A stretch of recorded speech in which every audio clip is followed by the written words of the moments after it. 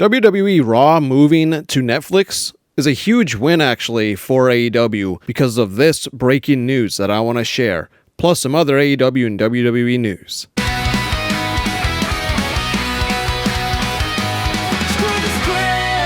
Welcome back, everybody, to Screw the Script. I'm your host, as always, Maverick here.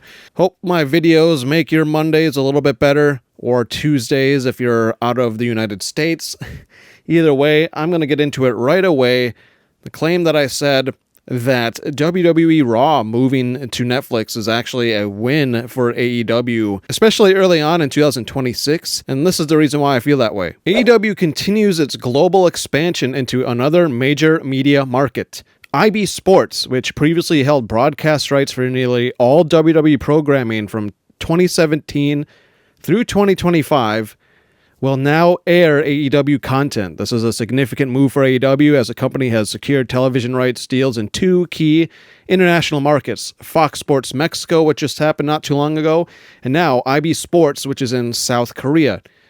This is why it's a win for AEW, because of Raw going to Netflix, and it being Netflix is the biggest streaming platform in the world, but that move significantly opened up doors for AEW that they did not have prior to the Netflix move. And I'm going to say right now, it's a 60-40 split in favor of AEW, meaning that I think it's not quite a win-win for both, as WWE hasn't seen the success that they wanted to see with Raw on Netflix like they did. The very first episode got, if I remember right, it was around 6 million views. Ever since then, it has dropped significantly, like a 50% reduction that very next week, I believe, or at least, like a 30 to 40%.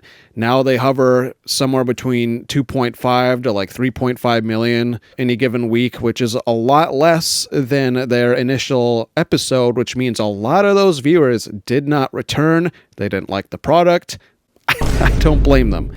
And when you think about it this way, that isn't that much more than what they were already getting when they were on cable.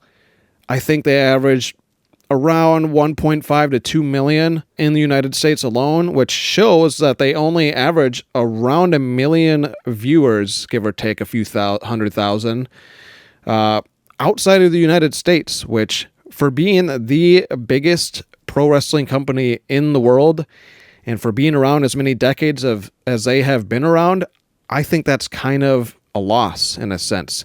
Sure, they're making a lot of money, but that's just due to greed with ticket prices, which I'll get to later on in this video, and things like that. But I think the 60% is in favor of AEW, like I said, because of how much this opens up many avenues for AEW to head down and just gain more and more money. It's going to significantly increase their South Korean market. Viewership, eyes on the product have already increased a lot in Mexico prior to even the Fox Sports Mexico deal. Their partnership with CMLL has been stupendous. I've loved all of it, and it's only going to get better in Mexico, and now they have South Korea. Moving along to more AEW stuff, just quickly covering Collision, another solid Collision. I mean, we all had all kinds of matches. I like that they're pushing more women weekly. We're not just getting the one match per show like we used to get. Now we had 2 on Collision, plus that interesting Mercedes Moné segment where she was basically falling apart in front of a mirror with a really good promo. Say what you want about Mercedes, but I think that was arguably her best, pre-filmed, of course, but best pre-filmed promo to date in AEW. The downfall is here, like many of us expected. She's probably going to continue to lose those titles. She's going to go batshit crazy. Maybe she'll get humbled, like I said, and eventually turn face, but I am curious to see where that goes. We had Mina versus Lady Frost, Mina picking up the win. She got flowers from some random source. I don't know if that's storyline or if it was just legit. Probably storyline. We had the Demand versus Jet Speed and Anthony Bowens. I really like this match a lot because of the storylines that we're getting out of this. The Demand, great heel group. Ricochet is such a damn good heel in AEW. I've said it plenty on my channel. Jet Speed still being featured, which is great to see. I do see them eventually being the team to take down FTR unless going into the end of this match, Anthony Bowens, after the match, just chaos erupted, and we eventually saw Max Caster come out to help out Anthony Bowens. You know, the Acclaimed will get back together in 2026, and I am here for all of that. Death Riders versus Skyflight. That was a good match. I'm hoping that Skyflight starts winning. I really do like the pairing. Maybe a little bias here because if you may have not known, I've shared on my channel that I was born in Minnesota. That's the state that I grew up in. So Skyflight, Top Flight rather, is from the Twin Cities area, which was close to home for me when I was growing up. I don't live in Minnesota now, but point being is I really want them to get pushed. I think the pairing with Scorpio Sky is brilliant. He is a great mentor for the two young guys. This was a fun match. Moxley on commentary, every single week, I swear he sounds more and more face. So I'm very curious to see where that's going to continue to go. I still think he does get kicked out of the Death Riders, but maybe not until Revolution. Maybe it'll be a slow burn. Statlander and the Babes of Wrath won against High in My World and Vixen.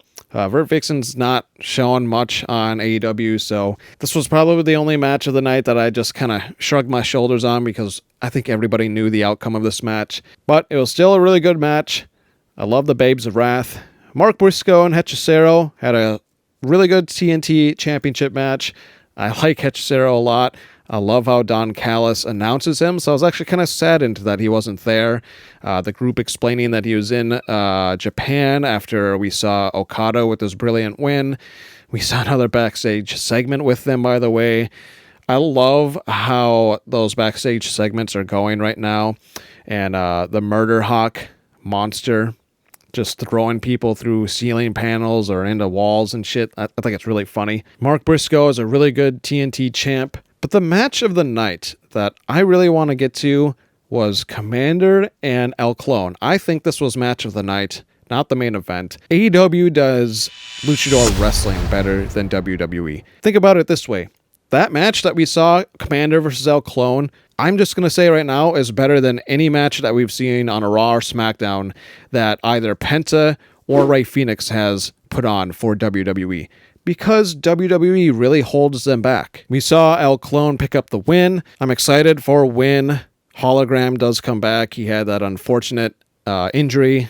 Really bad timing because I'm sure we would be in the middle of this feud between the two of them had he not got injured. But hopefully he does make his return soon. A couple more things with AEW, then I'm going to talk about a few quick things with WWE. Paramount, I guess, is launching a legal fight to take over AEW's television and streaming partners, WBD. I don't really like this at all. I think Paramount is honestly worse than Netflix. It says in a dramatic escalation, Paramount CEO David Ellison issued a blistering public letter to WBD shareholders on the 12th, confirming the company will nominate its own directors, file a lawsuit, and formally challenge the Netflix acquisition. Paramount is pushing forward with a $30 per share all-cash offer, which they insist is superior to Netflix's complicated $82.7 billion studio deal. There's a quote saying WBD has provided increasingly novel reasons for avoiding a transaction with Paramount, Ellison wrote, but what it has never said, because it cannot, is that the Netflix transaction is financially superior to our actual offer. I think this is a fucking headache. I really hope that this just kind of gets put away and put to rest real soon. I don't personally want to see AEW stuff go on to Paramount. I really don't. Quick fun thing from the Proto Star, Kyle Fletcher. You know how much I love him. And I want you guys to answer this down in the comments because I'm curious what you guys have to say. He randomly today said, what wrestling match or moment do you watch when you want to feel something? Off the top of my head, for WWE, Michaels versus Razor Ramon. Michaels is right behind me, obviously. Also, Michaels versus Undertaker. The first WrestleMania match. Superb. And then a really random, I think it was a Raw match from like 20 years ago. Him versus Shelton Benjamin. Everybody remembers that spot where Benjamin jumped from the middle of the ropes and Michaels hit him with the Sweet Chin music. brilliant. Obviously, those are all Shawn Michaels centric. There are plenty more that I can come up with off the top of my head. That was my WWE examples. AEW, there are dozens of matches that I can think about. I mean, the Young Bucks versus Kenny Omega and Adam Page, one of the best tag title matches I have ever seen in my life. Period. Kyle Fletcher's many great matches that he's had in his short stint. That cage match with Will Ospreay is one of the best cage matches in years, in my opinion. I want to say Jon Moxley versus Kenny Omega at, I believe, Full Gear, I think it was. I forget how long ago it was. Matches like that. There are plenty more. Let me know down below your matches and moments. And now on to WWE. I'm only going to talk about them for a few minutes because this was more of an AEW episode of Screw the Script, but right up here, that's the Royal Rumble match card. It really pains me, again, that WWE going into 2026 is continuing with the less is more bullshit. We have 3 matches. There may be a 4th added before it because it's at the end of the month, but right now, as it stands, we just have the men's and the women's Rumble matches, and then Drew McIntyre versus someone to be determined for his WWE Championship. That is it. And likely, this is going to end up being at least a 3-hour show where maybe 50% of it is actual wrestling. I will make predictions on it regardless, because I think I'm still going to end up watching it with my friend for free, as I don't have Netflix. But I'll find a way to watch it, because I do like the Royal Rumble still, despite it being not as good as it used to be. But I just wanted to mention that real quick, the card. And then some other Rumble news that makes my head shake, and I want to know your guys' reaction to this. According to reports, WWE is pulling all of the stops with a ton of surprises lined up for Royal Rumble. We'll see. I think they say that every year. A brand new stadium is being built that can hold 30 to 35,000 fans. Talks underway of Mr. Beast and Drewski, I forget how it's pronounced, to make special appearances. I don't give a damn. Word is Mr. Beast might even host the event to hype his Beast Games show, which is also happening in Saudi Arabia. Expect a star-studded crowd with celebrities in the mix, plus returns from classic WWE legends. That's probably going to be Chris Jericho. WWE going full throttle for this one. What I think's actually going to happen, we'll see Chris Jericho. If he doesn't return here, maybe he just doesn't come back to WWE at all, but I feel like that's where you return him. We may see these guys mentioned on screen for a minute or two, and maybe a random surprise or two in the Rumble matches. That's it. I don't think it's going to be as great as they're claiming it to be. But again, going from this to ticket sales, they are not really doing much for Royal Rumble right now. They're struggling with ticket sales. They are.